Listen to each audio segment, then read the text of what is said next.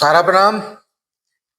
सहारा से जुड़े हुए देश के हमारे कर्तव्योगी साथीगण और तमाम निवेशकर्तागण का एक बार फिर से हार्दिक अभिनंदन, स्वागत है।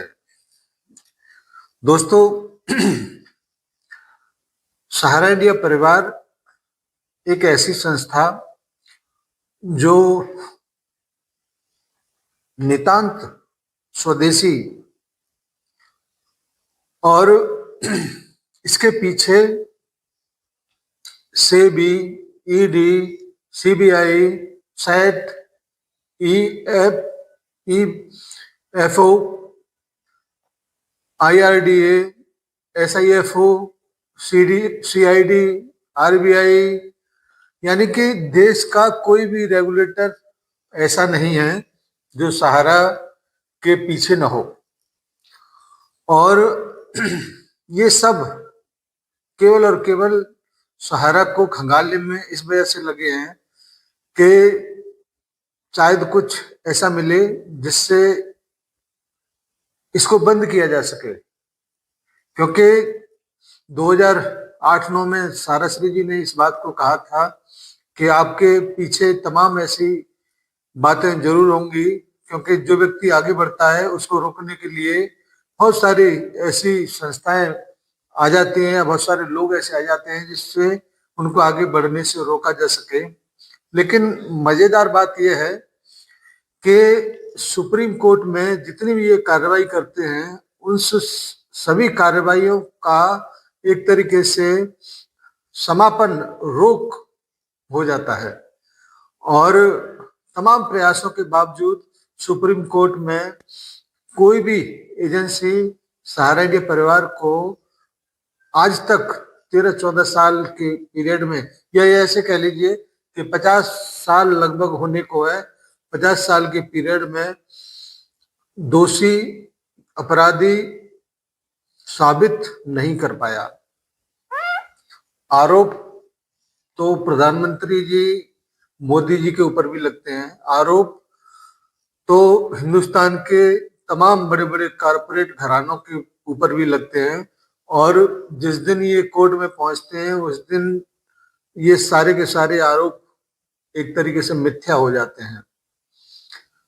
सहारा इंडिया परिवार इतने दिनों से ये लड़ाई लगातार और बहुत मजबूती के साथ लड़ता चला आ रहा है। और खुशी की बात यह है कि हमारे देश में सुप्रीम कोर्ट में ही लगभग 90,827 केस होने के बावजूद सहारा इंडिया परिवार के केस को हर दूसरे और तीसरे या पहले 1-2 महीने के अंदर अंदर उसको ले लिया जा रहा है और उसको समापन करने का एक तरीके से तैयारियां हैं। साथियों, मैं आपको ये बताना चाहूंगा और तमाम निवेशकों के लिए खुशी की खबर है, तमाम कार्यकर्ताओं के लिए खुशी की खबर है, और सबसे बड़ी खुशी की खबर हमारी सहारा इंडिया परिवार के लिए है कि नए वर्ष के पहले 2 सप्ताह में जो सहारा इंडिया का सुनवाई जो होने जा रहा है वो अपने आप में एक ऐतिहासिक होगा। सबसे पहला सुनवाई हो रहा है 5 तारीख को। अगर उस दिन सुप्रीम कोर्ट के जज वगैरह को कोई प्रॉब्लम नहीं हुआ, कोई विशेष कारण नहीं हुआ, तो 5 तारीख को ही सुप्रीम कोर्ट में सहारा का मेन केस सुना जाएगा। उसके बाद ठीक 7 दिन के बाद 13 तारीख को पीड़ित पानी मोहंती, जहां पर पोर्टल डेवलप किया हुआ है, वहां पर उसकी सुनवाई होगी। शायद उस पर जो अमाउंट 50,000 रुपए का है उसको बढ़ाने का बात भी हो सकता है। उसके बाद जो कलकत्ता में ईडी के द्वारा जो कार्रवाई उप प्रबंध कार्यकर्ता के ऊपर जो किया गया है उसमें 20 तारीख का है सुनवाई, और उसमें क्या फैसला आता है हाई कोर्ट के माध्यम से उस दिन आपको मालूम पड़ेगा। यानी कि केवल और केवल 2-2.5 सप्ताह के अंदर ये सहारा से संबंधित कई तरह के मामले सुने जा रहे हैं और उसमें कई महत्वपूर्ण आदेश, कई महत्वपूर्ण डिसीजन होने का पूरा अनुमान है कि यहाँ पर निवेशकों के हित के लिए जो कुछ भी होगा वो बिल्कुल ठीक होगा। और उम्मीद किया जा रहा है कि सबसे महत्वपूर्ण जो सुनवाई है वो है पहले ही सप्ताह में जो पड़ रहा है डेट 5 तारीख को या 6 तारीख को वहां पर है। साथियों, कभी कभी जो लोग दिखाते हैं वो नहीं होता, कभी कभी जो लोग हम सोचते हैं वो नहीं होता। कभी कभी ऐसा महसूस होता है सब कुछ खत्म हो गया, लेकिन फिर उसके बाद एक नई उम्मीद जगती है, नई किरण उठती है और तब एक फैसला होता है, आदेश होता है और सारा परिदृश्य बदल जाता है।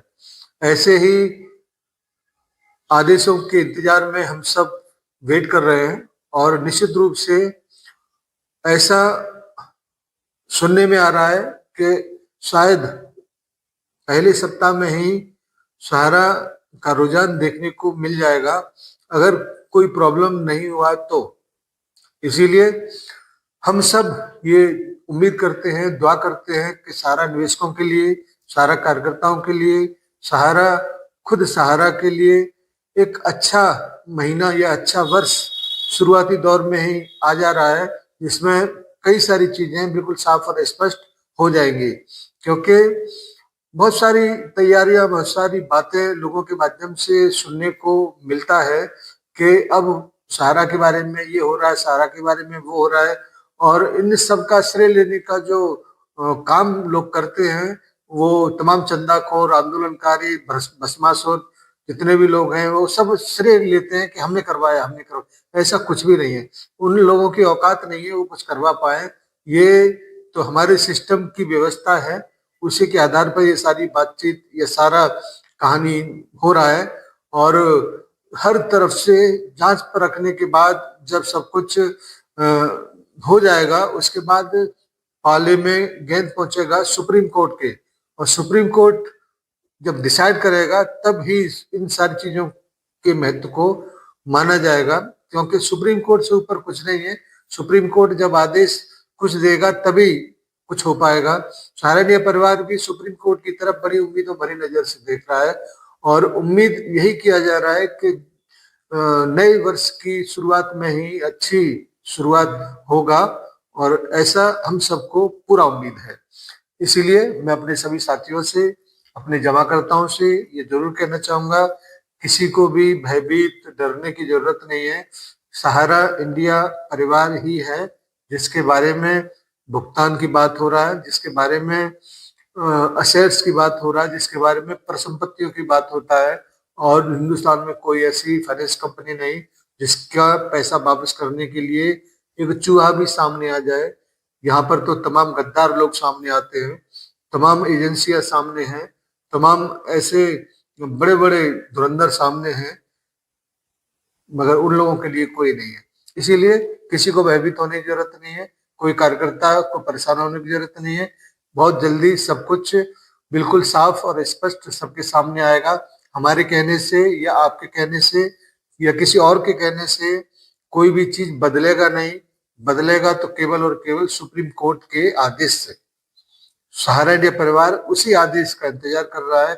जिस दिन वो आदेश आएंगे उस दिन सारा तस्वीर बदल जाएगा, लोगों के विचार बदल जाएंगे, लोगों के नजरिए बदल जाएंगे और हम सबका नजारा भी बदल जाएगा। इसीलिए हम सब वेट करते हैं सुप्रीम कोर्ट के उन आदेशों का जिसके ऊपर ही पूरा केस का धुरी अटका हुआ है। धन्यवाद सभी को, सादर सारा प्रणाम। पावरफुल ज्यादा कौन होता है, बिजनेसमैन की पॉलिटिशियन? देखिए, अब सही ईमानदारी से पूछोगे तो पावरफुल तो पॉलिटिशियन ही होता है। क्यों? क्योंकि कोई भी जो पॉलिटिशियन पोजीशन पे है किसी भी बिजनेसमैन को जितना मर्जी बढ़ाओ एक दिन में तबाह कर सकता है। रियली? फैक्ट है तो। इन्फ्लुएंशियल नहीं होते क्या बिजनेस ओनर्स? इन्फ्लुएंशियल होते हैं लेकिन ultimately they are at the mercy of politician. और जितना बड़ा हो बिजनेसमैन, जितना बड़ा हो, उसको तबाह करना पॉलिटिशियन के लिए उतना ही आसान। क्यों? क्योंकि उसके स्टेक्स इतने ज्यादा जुड़ जाते हैं कि सरकार कोई भी पॉलिसी में ट्वीक करके, चेंज करके या और उसके लिए प्रॉब्लम क्रिएट करके उसको कभी भी तबाह कर